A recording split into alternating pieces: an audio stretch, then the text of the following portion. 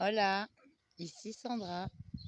Bon, j'ai 3 minutes top chrono pour te dire que cette année encore, je retente ma chance à la journée de l'audace de Genève pour devenir, le temps d'une journée et plus si affinité, conférencière.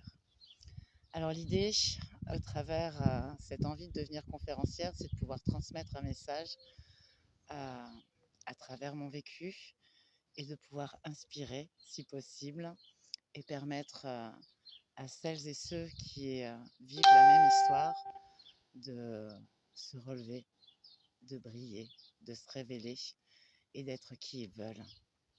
Parce que qui on est un choix. Alors, je suis morte une première fois, un soir de 4 janvier 2017, sous la violence physique et verbale de mon conjoint. On dit qu'il faut savoir parfois mourir dans une ancienne version de soi-même pour renaître dans une meilleure, celle qu'on s'est choisie. Alors pour pouvoir illustrer un peu le processus d'une relation toxique ou des violences conjugales, j'ai envie de te raconter l'histoire de la grenouille. Si par exemple tu mets une grenouille dans une marmite d'eau froide, elle va y rester. Si tu allumes l'eau sous la marmite, elle va commencer à chauffer. La grenouille, elle va rien dire, ça fait spa, c'est plutôt pas mal.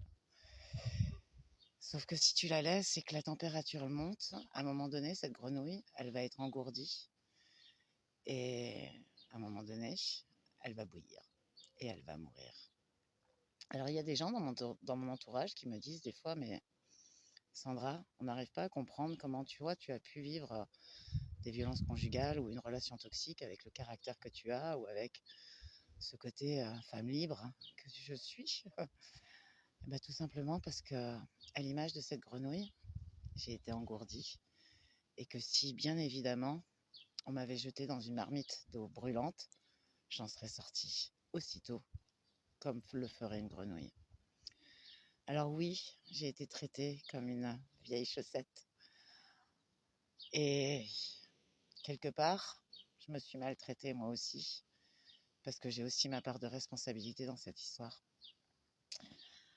Alors, je me lance à nouveau